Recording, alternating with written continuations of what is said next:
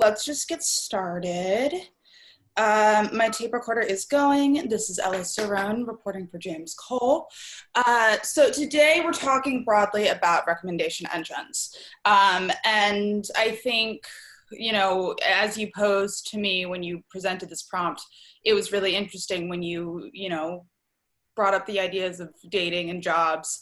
And a lot of people don't think those things intersect. And you also posed the question, why haven't they gotten better? And something I would love to have us talk about as we go along in this conversation is, well, should they get better? And hearing your thoughts on that. But I mean, I guess to start, I'm just curious, where is the biggest proliferation of recommendation engines in your life? That's a good question. I don't know. I mean, there have been recommendation engines that have been around in the, on the internet. I remember my mom telling how cool she thought it was that Amazon would tell her what things other people had bought.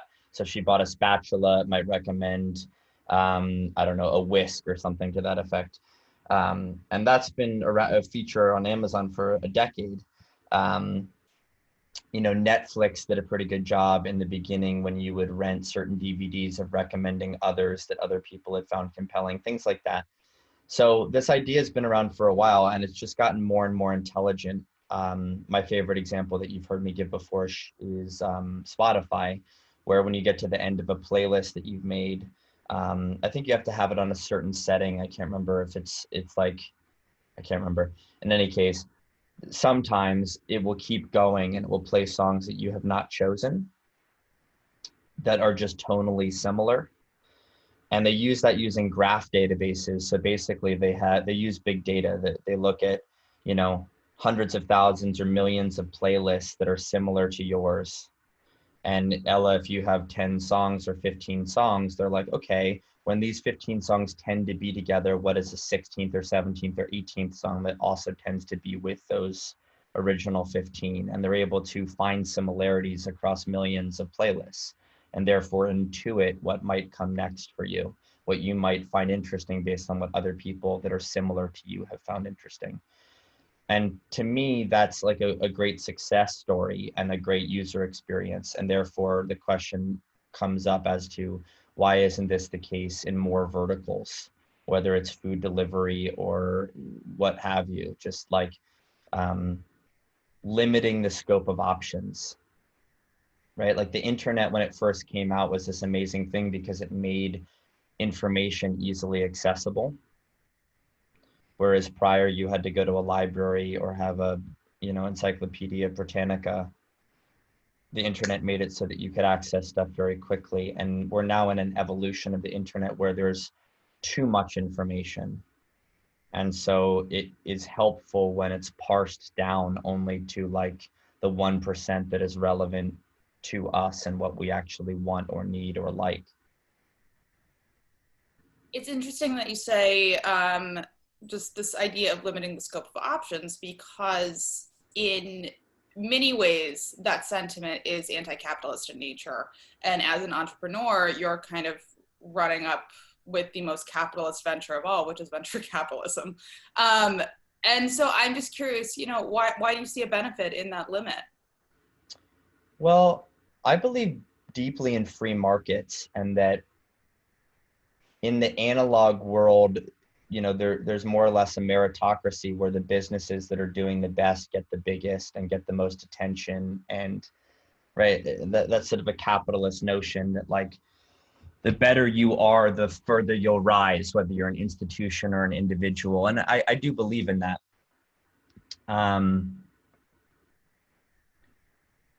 Who or what is determining the meritocracy of the internet? I guess the answer to that question would be Google. Like the better your website is, the better your website is doing, the higher it comes up in Google, and therefore the more discoverable it is, and therefore the more it's used, and it grows and compounds that way. But the powers that be on the internet that determine what lives and what dies and what is surfaced and what is not,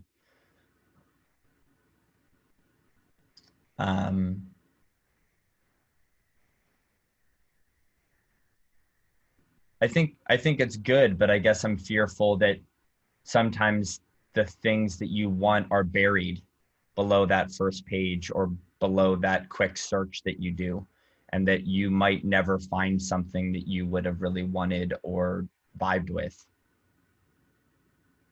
So to that effect, I mean, one of the questions is like, why aren't recommendation engines better? So do you see how do you think that like first page paralysis almost is affecting the quality of your life, the quality of So life of actually, let's take it a step further, Ella. So let's say, like, Google's pretty damn good at getting that first page to be pretty damn good. Like, based on what you've typed in, it can, and based on your past, it can intuit what it should show you. And it's pretty good at showing you the best 10 options in theory of the like millions of options that exist for the search that you've just done. But Tinder doesn't do that. Postmates doesn't do that. So Tinder, based on your swipe history, isn't showing you the best options. It's just showing you everything.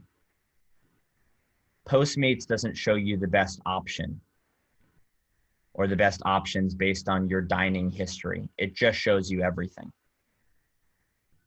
And that's important. Like that, so there are a lot of options on Postmates. If you live in a big city, there are a lot of people on Tinder. And it's just showing you those people at random, just like Postmates is showing you restaurants at random. And it's not catering it to your specific tastes in romantic partners or in food. Well, I think, and obviously, both of us are on the outside of either of these companies, so we don't know exactly what goes into their algorithm. But there are, to my mind, a certain number of caveats pop up when you mention Tinder. You know, if the engine was sophisticated enough to start recommending like a certain taste or certain type of person, things could get racist really quickly. Or, you know, kind of tap into somebody's racist subconscious that they don't see are a reality, and so perhaps that's the company kind of safeguarding against itself so that they don't face a lawsuit of an allegation of racism. For Postmates, I mean, I don't know, dietary restrictions come to mind. So, you know, and all of these things are human nature. And it's kind of, you know, man versus machine. So how do you hope that these companies kind of like account for that in that case? I mean, it's hard. Like, that's the danger of recommendation engines, is that you get deeper and deeper into, further entrenched into your ways of thinking. So like, I don't know, is like a news site that shows you more and more of the news that you like reading, that makes you more and more Republican or more and more Democrat? Like, is that biasing you in the same way that racism is a bias towards race? You know, if you're only shown far right reporting, is that like further biasing you as a far right thinker? And is that a bad thing? So, or like, to take the Spotify example, like if you are played a certain type of music again and again and again, and you kind of deeply embed yourself into that type of music, are you not discovering other options and broadening your horizons? And that's a real risk of recommendation engines, is that it keeps you, not only does it keep you sequestered, but it actually deepens your myopic existence within that, sequestered. So it just makes you go deeper and deeper into your wormhole. What responsibility, if any, do you think that these engines have to combat this? I mean, I know we're speaking a little bit in abstracts, but in many ways we're not, because this is happening on Facebook in real time. Yeah. I don't know. I mean, I muse in an article I wrote a couple years ago about, like, imagine, there's this old expression, walk a mile in another man's shoes, right, before judging him. And so I don't know what it's like to be you, Ella, at all, because we're very different. And we all have different experiences and ways of viewing the world. But your analog experience of the world is not captured anywhere other than in your brain. But your digital experience of the world is sort of captured, as all these algorithms sort of shape around you and form the negative space that is you. it sort of gives a size and shape of who you are and what you value and what you're interested in. So wouldn't it be really interesting if, say, you and I swapped algorithms for a week, where like you gave me a serial number that was like your key into the digital world, into the internet, and I could view the internet as you for a week? Like, wouldn't that be really interesting, whereby I would sort of learn about your predilections and biases and opinions, and I might have a lot more empathy and respect for why you are the way you are and why you think the way you think. Like, I might really understand it, right? So if you took like a Democrat and showed them a Republican's feed for a week, like they might learn something, or their horizons might be broadened. So like, wouldn't it be interesting if these recommendation engines, yes, they pigeonhole you, but you could just as easily try on someone else's recommendation engine? I think that would be an interesting way to combat it. One of the things that I've noticed on these recommendation engines lately is that they are getting very, I mean, the AI has always read our emails. The AI has always read our text messages and kind of trying to create the best possible user experience from that. Like on Gmail, it now auto suggests responses, some of which can be wildly off base. Google Docs now actually auto suggests the next sentence or so, and text messages have done that for a little bit. Do you think that's helpful? Do you think that's invasive? Like, do you think it's a matter of personal preference? Just where do you think that falls? It's hard. It's such a slippery slope, and it's scary to answer these questions because of where they go and how quickly they go there. I think we're in this weird middle ground, and it's not going to last that long. Like, when historians look back on this time, it's sort of going to be a blink of an eye. But we're in this weird clunky middle ground where, as you point out, sometimes the recommendation engine isn't right. Like, the sentence that it suggests isn't correct. But as it becomes more correct, let's just say for argument's sake, 3 years from now, it's perfectly correct. That's exactly what you would say. And if you can save a lot of time and pump out more emails because it can sort of intuit the next sentence or the next paragraph or whatever, is that a good thing? Is it weird that a machine basically wrote your response based on how you tend to respond to things?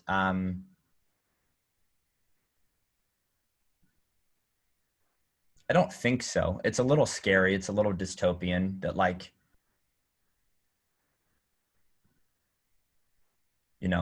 conversations could basically be had machine on machine. Like, I could write you an email that was actually intuited by my Gmail, and you could respond to my email intuited by your Gmail, and you and I could be conversing without actually conversing. Like, isn't that kind of fucked up? But conversely, it saves us a lot of time. For what exactly, I'm not sure, right? Like, as technology is improving so dramatically and we're all like saving time, like, I can't get over the fact, Ella, I'm chatting with you now on a 13-inch screen from a small remote island where I'm living right now. And the fact that I'm as connected as I am and speaking to people such as yourself via Zoom, I have a network of 40,000 photographers that I have access to through my software. Like, I have tendrils all over the country from a humble little laptop in the middle of nowhere. So it's just amazing. Like, my dad worked in investment banking in the 80s, and he still does today. And like, what he's able to accomplish in a day or a week because of technology is like, it's just mind blowing how much faster everything moves and the output of an institution. I always joke to him, like, he started his own firm that has 50 employees.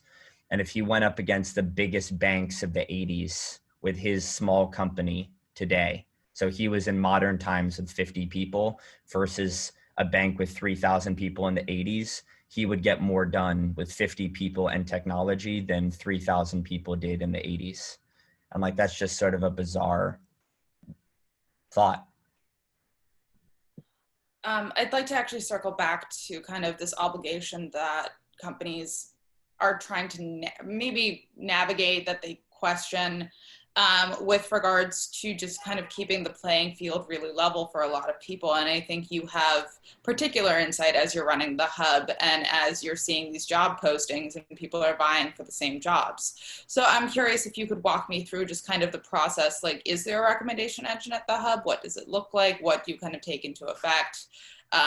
Or if, you know, there could be a stronger recommendation and you decided against it, like, why did you do that? Yeah, I built one pretty early. Maybe 4 years ago, I built a recommendation engine that's basically a machine learning engine. And the way it works is I'm really interested in objectivity, in truth, in removing bias. And so I selected a panel with bias, I suppose, of 15 creators in our community that I tried to make as different as humanly possible. Completely different geographies, completely different levels of experience, completely different styles of photography, completely different genders, completely different races. These were very distinct people, 15 of them.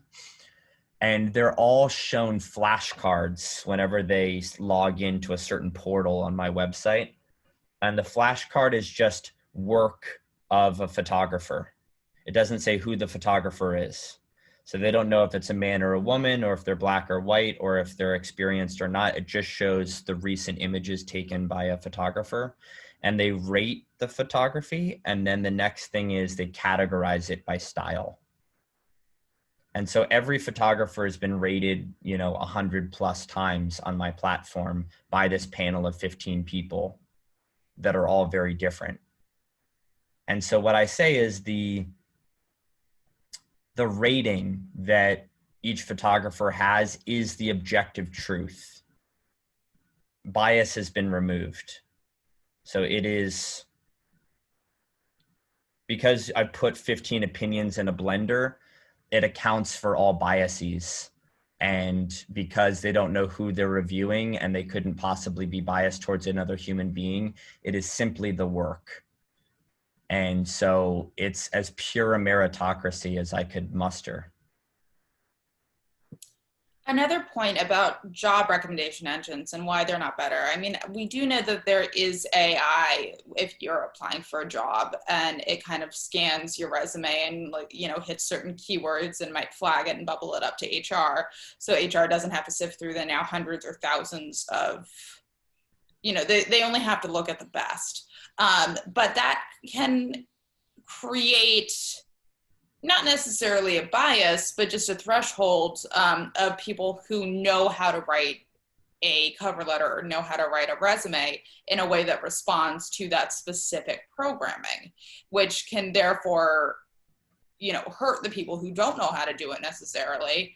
And those people who don't know how to do it are traditionally the ones who have been shut out of whichever one of this field. You know, they're working with fewer insider knowledge. So how can that, you know, if it is, even if it is a meritocracy, how can that just kind of like perpetuate more of Yeah, this? I think resumes are like gonna go the way of the dodo in the next 5 to 10 years. Like they're an incredibly static way of presenting information, right? Like to take the enormity of your career, Ella, and the dynamism and all the things you've done, and to consolidate it into a single page in a way that even remotely encapsulates everything you've done, and not just everything you've done, but how you've done it, right? Like everyone has different temperaments. Like some people are extroverted leaders, some people are introverted doers, you know, like there are all kinds of different temperaments. So it's not just what you've done or what titles you've held at what institutions, but it's also like how you performed there. And I don't just mean did you do well or poorly. I mean, like, were you detail oriented or were you very creative and scatterbrained, or in a million other distinctions like that. And so a resume to me is incredibly static, and does a terrible job at summarizing who you are, and what you're capable of professionally. Like I'm way more interested in nuance and the person's personality and, you know, like as a guy who runs a company, you know, sometimes I need someone who's incredibly detail oriented to balance out someone in the same department who's incredibly big picture creative, right? Like, so being able to have detail like that would be really helpful. So I don't think resumes are a particularly good place to start, but just to answer your question, yeah, like in this clunky phase where in your example, 1,000 resumes are submitted and some sort of, it's not really an AI, you know, we have to be careful with these terms. It's like machine learning going through and like picking out certain keywords, or like if they have below a certain GPA, or like having certain broad levers that sort of remove 20% of the applicants and flag 20% of the applicants so that HR has an easier time. And to your point about some people just not being trained in like what to say or how to say it, I think I'm okay with that. It might not be politically viable to say, but you know, if you want a job, you know, that requires certain things, like if the algorithm's written correctly, which it might not be, but if having a certain aptitude or, you know, expressing that you have a certain skill set or having a certain GPA or having gone to one of 300 schools that they think are good colleges or what have you, if that's what the institution values, then I'm okay with that. I'm okay with the machine learning algorithm going through and making that distinction. In theory, machine learning is meant to just be a mechanization of what humans would do anyway. So if you had an HR intern and the head of HR just said, if they haven't gone to one of these 300 schools, toss them out. Or if they have below a 3.1 GPA, toss them out. Or if they talk about XYZ skill set on their resume, toss them in the yes pile or the review later pile, right? Like that's what an intern would be doing anyway. So I don't really care that an algorithm is doing it. It doesn't particularly bother me. But isn't that just the bias writ large, which is what you are trying to eradicate through the hub? Well, to get back to your capitalism point, free markets do that, right? Like, let's just say the algorithm was broken for argument's sake, and that really talented people were being overlooked because there was an inherent bias in the process of selection. So let's say like there were really talented people that didn't know to put a certain keyword in their resume and they were getting overlooked. So there are two law firms, and one law firm uses AI or machine learning and the other law firm doesn't, and they give everyone a chance.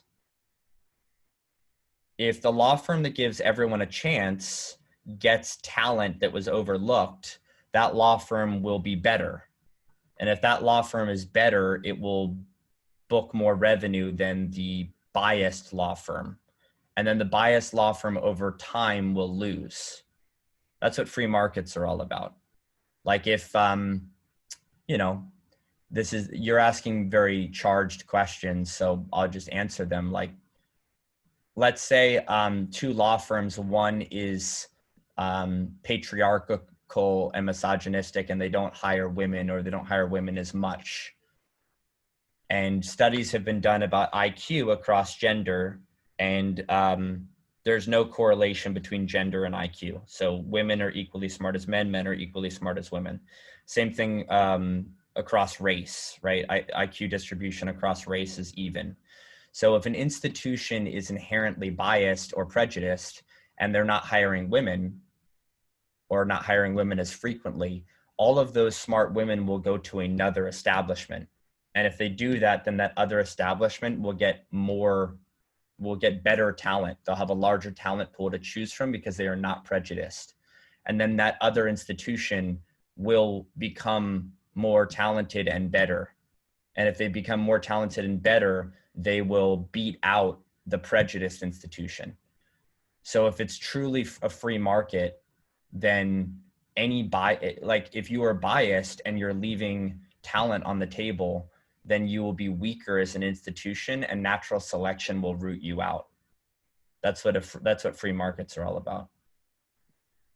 I also want to go back to this thing that you touched on just very, very briefly, in that when Amazon first started out, your mom was very excited that Amazon started recommending things other people bought. I'm just curious your take on that. Is it helpful? Is it not? At some point, is it just consumerism for consumerism's sake? Just Yeah, I mean, the big question that comes to mind for me is like, what's the difference between what we want and what we need? So I could conceive of recommendation engines that, like, I don't wear contacts, but let's say I did, and let's say that every 6 months you need to like redo your prescription, or every month you need to get new contacts or what have you.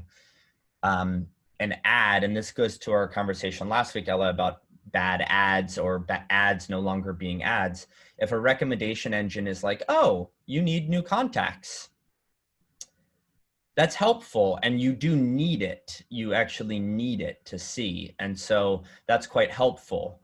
If it's like a consumerist recommendation engine where it's like, oh, maybe you need to buy like this cool shirt, because you seem to have liked other shirts like it, and you don't empirically need it. It's just something that you might want.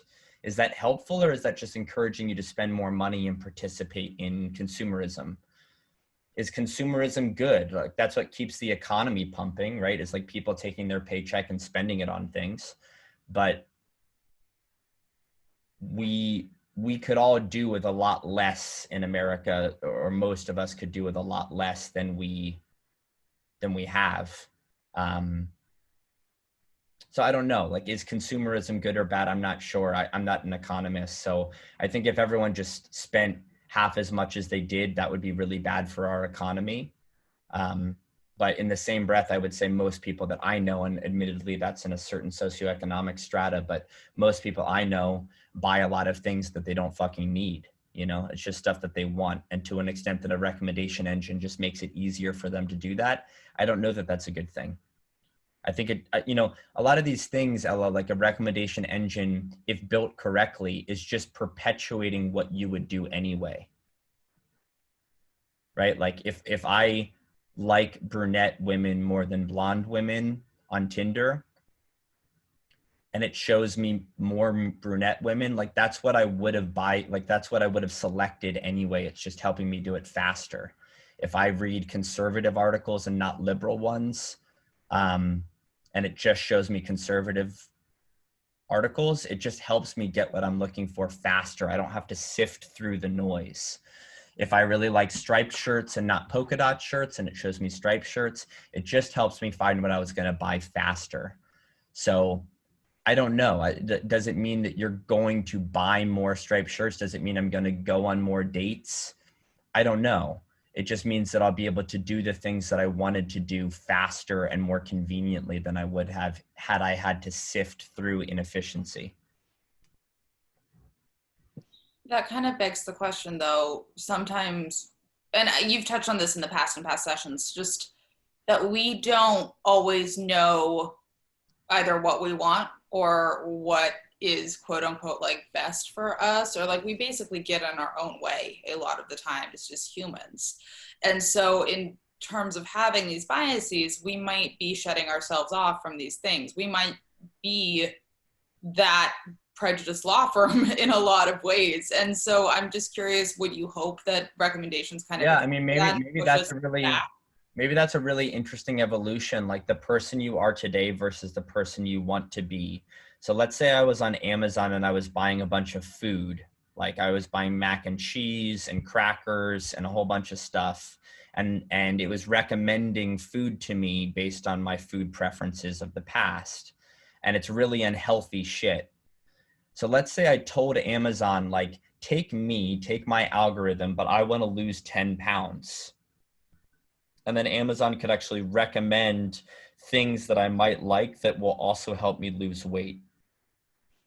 Or let's say I was clothing shopping and I said, I'm interested in my normal clothes, but I am on a little bit of a tighter budget right now. So show me stuff that's 10% less expensive.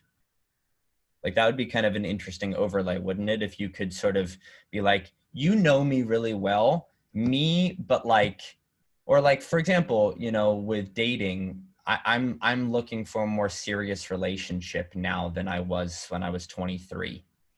So if I told Tinder, like, I'm not looking for a one night stand, like, don't show me women that want one night stands right now. Like, you know what I tend to like, but I'm looking for someone who wants a long-term relationship. So it could be sort of interesting to manually input permutations on our preferences.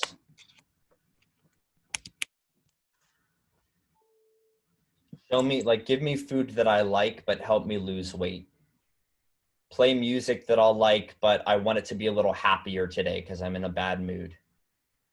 And you could just sort of overlay something on top so the recommendation engine could sort of push you into a slightly different direction.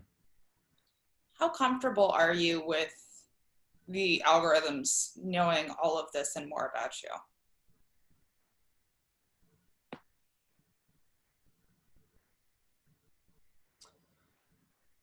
I don't know.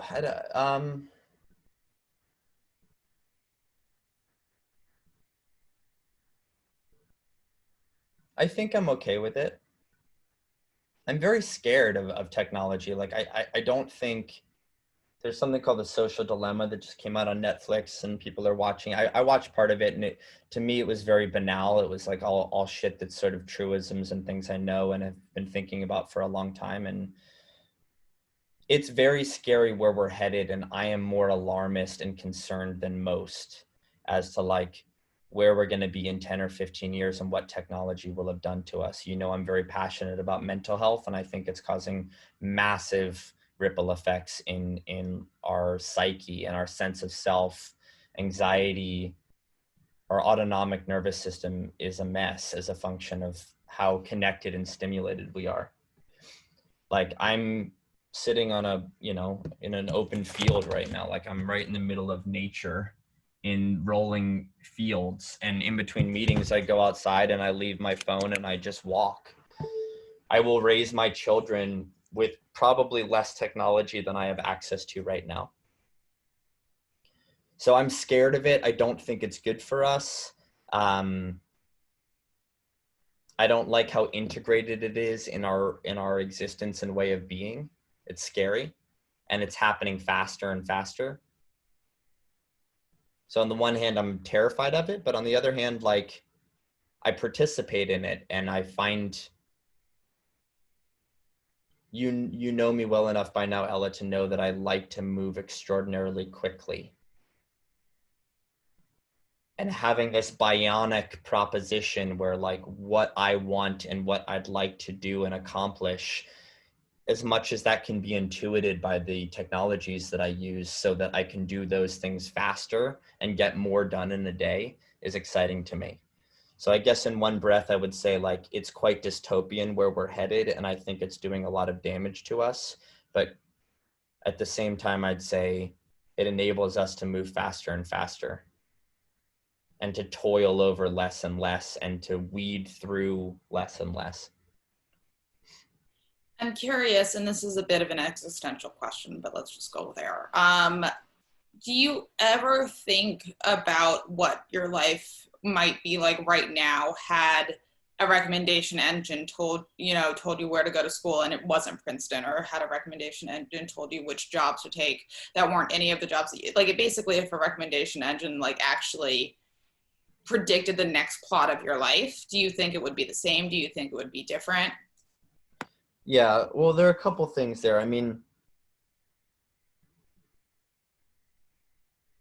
we as humans tend to overvalue the differences between outcomes. This is like behavioral economics. It's based on science. So like gaining a job, losing a job, getting into a college, not getting into a college, gaining a romantic partner, losing a romantic partner. These are all things that we think will have outsized effects on our happiness, but they don't actually. Like, however happy I am today, if I were to like lose my job 3 months from now, I'd be the same level of happiness, which is to say I have days where I'm depressed and I'm really down and sad, and I have days where I'm really happy and elated. And that would be the case with few exceptions, irrespective of what I did for a living, where I went to college, who I'm dating. Like, we recalibrate about the mean. much more than people realize. And what we choose is actually far less significant to our happiness than we think on a 3-month time horizon. So that's science.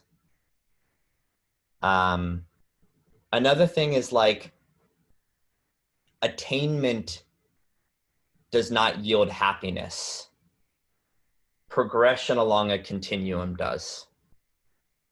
So having aspirations and striving towards them is what makes you happy. Accomplishing the goal that you set forth does not. Which begs the question, as recommendation engines help us to get the things that we want faster and faster and faster, there's less toiling, there's less work, there's less progression along a continuum to get the piece of clothing you really like or to get the food you like.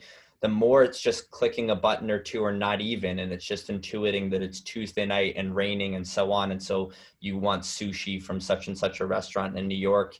Like imagine a world in which that delivery just comes without you having to press anything because it just intuits.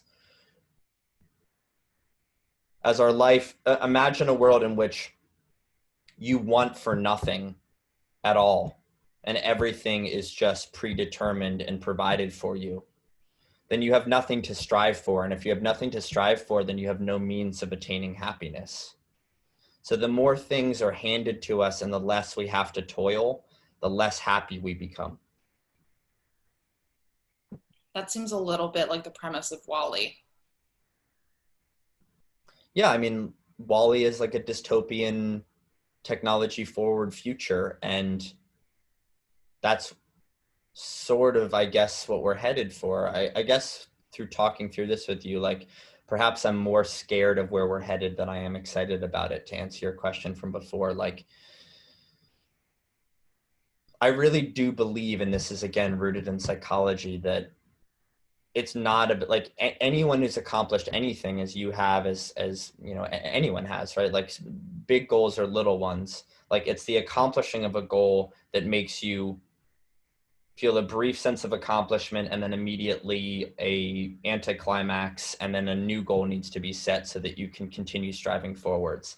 And it's the striving. These are all truisms, like it's the journey, not the destination, but it's really true. You know, it's like, so long as you're moving up and to the right, so long as you're getting better and better and making progress, and it doesn't matter what your continuum is. You could want to be a billionaire and own a jet, or you could want to have your kid go to college because you didn't, or what, like whatever your goal is, it doesn't really matter. It just matters that you're getting better and striving forward and feeling like you're actualizing and accomplishing and chasing and bettering. And if you're doing those things, then you will be happier. And if you simply just achieved every goal without any effort, you would not be happy. Right? Like super wealthy and successful people are not more happy than middle class people. They're just not, statistically speaking. So recommendation engines in a world where everything is anticipated, intuited, and provided for you without you having to think about it or work for it will yield a lesser, a less happy populace. I'm curious, just as you said that you like go out and you take a walk whenever you're between calls, are there any other ways in which you're trying to limit what the recommendation engines are doing for you on the back end?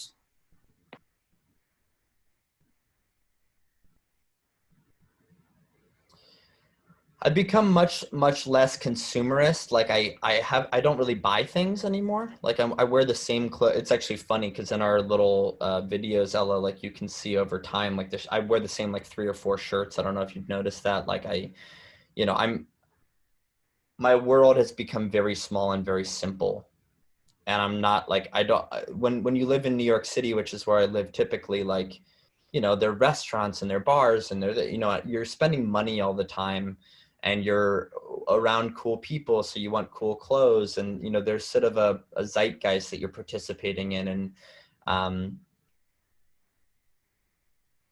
I'm just not doing that. Like I'm not buying the things that I see ads for. I'm just sort of really questioning like, what do I really need? I think that's something that COVID has done for me, is like, I need very, very little to be happy. And like buying things, it doesn't make me happier. So I think I've become much less consumerist. That's been helpful.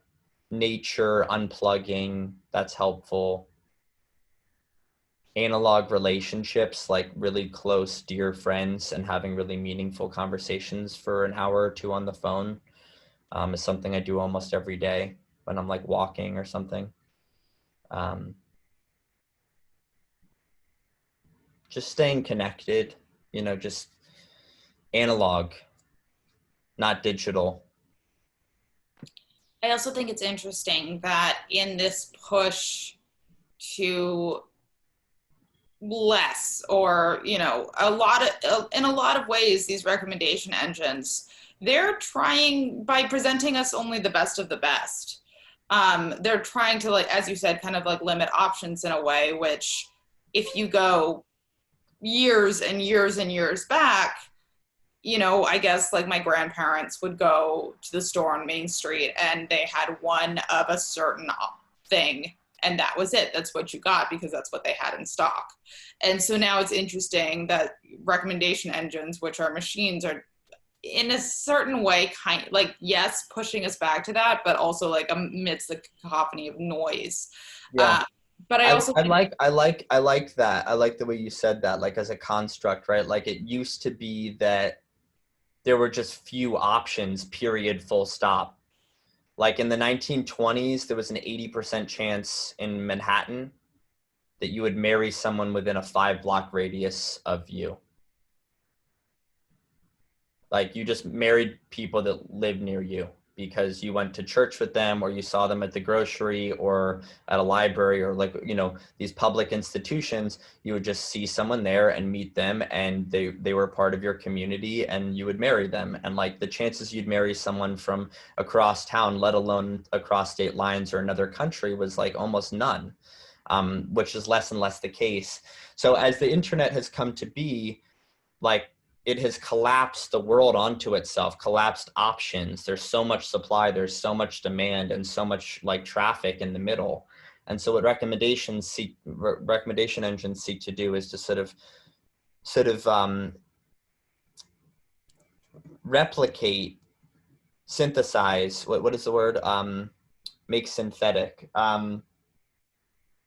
what you described, which is like fewer choices. So it hides the hundreds and hundreds of choices that you don't want behind the 3 that you should want. Just like your grandmother just had 3 choices and there was nothing behind that, you too, Ella, might have 3 choices and there are hundreds behind it, but you just see the 3 because the recommendation engine is surfacing something. but then that necessarily creates a dissonance because, even if these machines are trying to be AI, or trying to kind of take us back to that analog time, they're still machines. They're never going to be analog. And so is that where kind of just the jumble gets created? But think about it, right? Like your grandmother, let's just say, was happy-ish, or like someone of that age was happy, like even though they married someone within 5 blocks of them, or even though they only had 3 options for like, or 2 options for milk when they went to the store, and they didn't have the 14 options that you and I have when we go to the store for all kinds of different milk, some organic, some this, some whatever. The choice paradox, right? I think we've talked about that before. Like more choices feels better, but it's actually worse. The more choices you have, the less happy you are with your choice. That's like, again, behavioral economics science. So your grandmother was happy with her 3 choices, and the 2 types of milk on the shelf, like that was just a logistical bottleneck. It was like, what milk could they source from local to have on the shelf so that it would be fresh for your grandmother to go in and buy milk? And now recommendation engines synthesize that same process of only showing you 2 or 3 things. There are many, many, many other options, just like there are many men that someone born in 1920 could have married, but they're only going to marry a man within a 5-block radius. So it's just like there was an analog bottleneck in the 20s, and there's a digital bottleneck now. But in both cases, there were many choices. There were, you know, 1 billion people in 1920.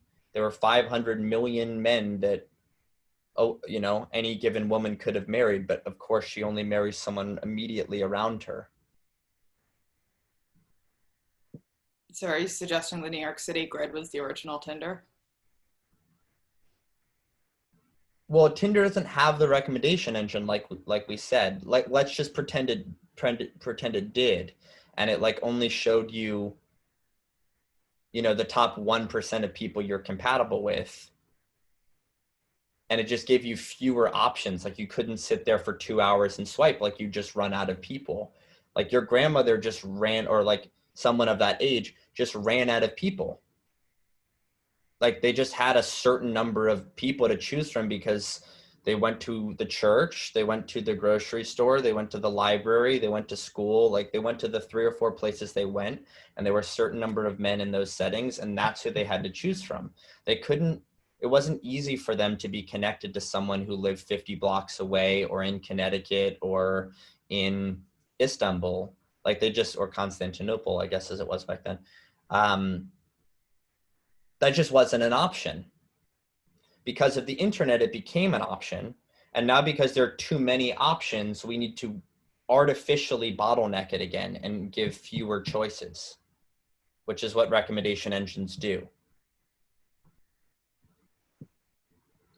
I think also recommendation engines, sometimes they feature customer reviews, which a lot of people take into account.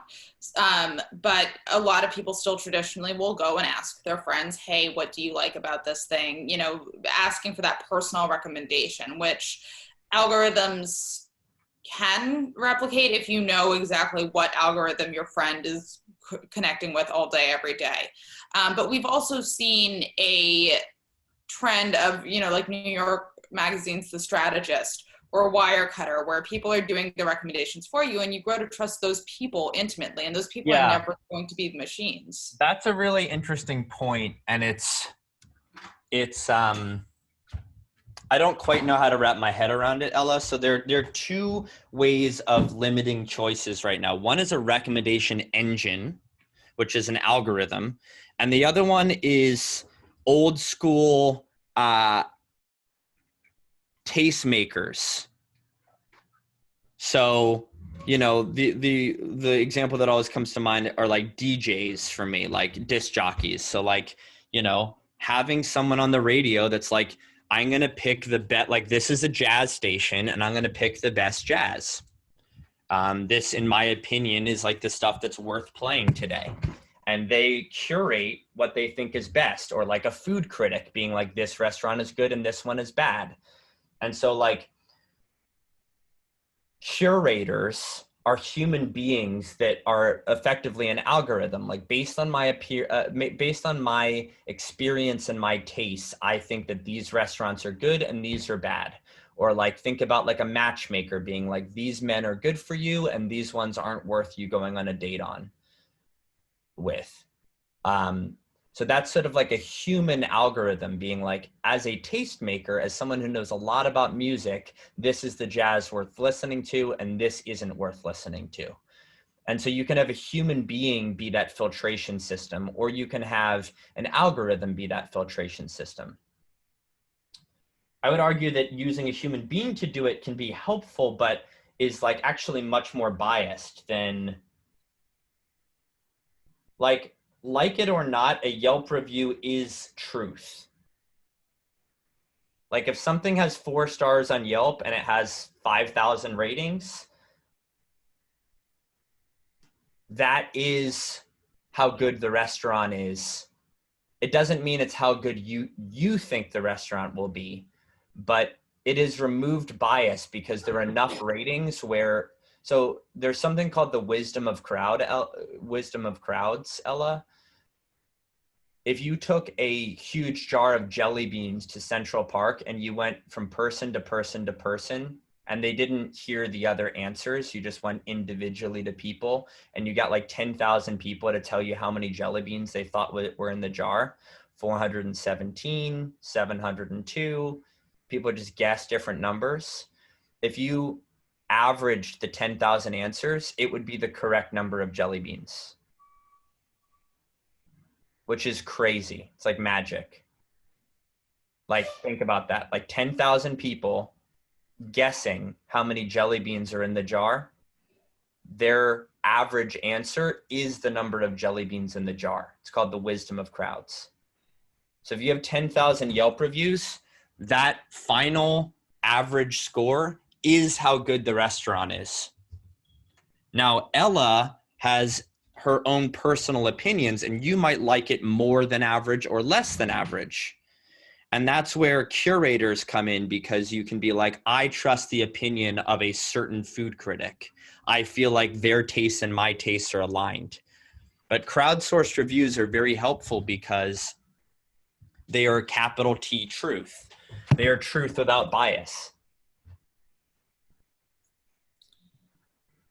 My last question for you then is, I think, what to you would make a better algorithm, and how does that better algorithm kind of account for the necessary biases in that what I think, what my definition of better is going to be different from yours? Yeah, I think probably something that's highly customized. So like, I don't want it telling me what the 10 best pizza places are in New York based on what other people think. I want it to tell me based on my taste what it thinks I will think is the best. So the more it's catered to your specific taste as opposed to like an unbiased truth, the better, right? Because you are biased, and so you want something that is recommending something vis-a-vis your bias. And then the second thing would be like, for now, what I feel comfortable with is limiting the options, but still giving me options. Where it gets really scary to me is where you're not shown the options anymore. It just tells you the thing. Like, this is the answer. Like you said, what if it said, don't go to Princeton, go to this school? Or like, tonight you want Thai and you want to order this. Like, I just know. And even if it's correct, that scares me because, again, it takes away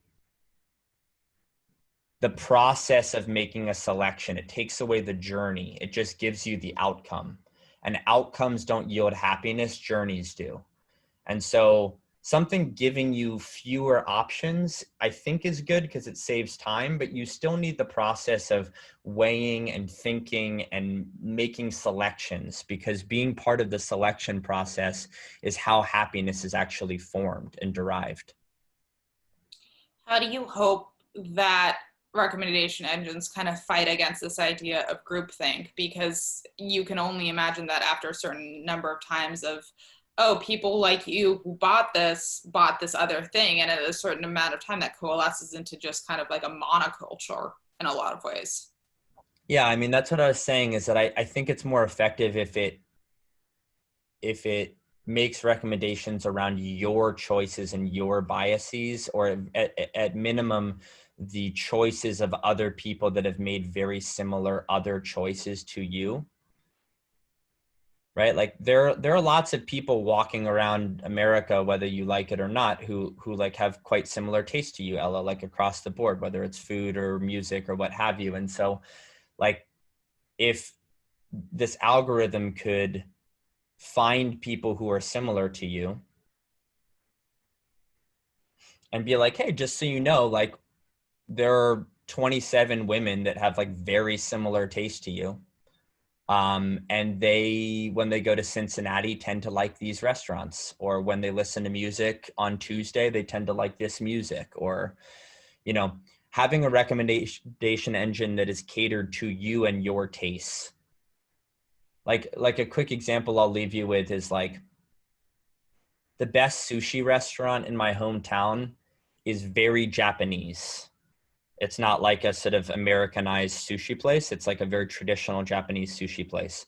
And they're very intense and they're very strict. And if people don't have like a respect for sushi, as most Americans don't, they want like their California roll with like spicy sauce and crunchy shit on top. If they don't have a respect for sushi or sort of Japanese rules or cultures or adherence to discipline, they're very rude at this restaurant. And so this restaurant gets like terrible Yelp reviews. Like frequently it will get 1-star Yelp reviews from people being like, they were so rude to me and they said this and so on. But it's amazing sushi. And I don't give a fuck that they're a little bit rude. First of all, because I think I have more of an appreciation for their culture than your average American. But second of all, like I don't care. Like I'm there for the quality of the fish, not like to be pandered to or something like that. So it's just an interesting case where like I think this restaurant has 3 stars on Yelp, which is abysmal, and yet in my opinion it's by far the best. And so that's where Yelp's recommendation engine fails insofar as the masses value very different things than I do. And so why doesn't Yelp have a toggle between, just like Rotten Tomatoes does? It would be cool if Yelp had here's what everyone thinks, and here's the weighted score based on what you tend to care about. So like everyone rated it a 3 out of 5, but based on shit you care about, which is like the quality of the food, the integrity of the dish, how culturally sort of authentic it is, it actually has 4.5 stars. And it'd be really helpful to know like other people like me love this restaurant and people that are less like me hate this restaurant. And that's okay that they have a different opinion, but I don't want to avoid a restaurant simply because of the biases of the masses. Is there anything else about recommendation engines before we go that we didn't touch on that you think is pertinent to this conversation? No, I think it was interesting. I mean, we covered a lot of ground and lots of different questions, but it's just sort of an interesting thing because we're barreling towards a world where we're going to be making fewer and fewer choices, or at least culling down from a much shorter list. And it's a bit scary. So it's an important inflection. And like, I think it will be interesting to look back on this conversation, Ella, in 3 to 5 years when like even more of our choices are being made for us, or, you know. I'm just curious why you think that's scary if that's essentially what our grandparents and great grandparents, it's the same, it's a similar outcome, but just like different reasons why. Yeah, it's like you said, right? Like, you know, I could tell you that driverless vehicles get in 1/100th the accidents as vehicles driven by humans.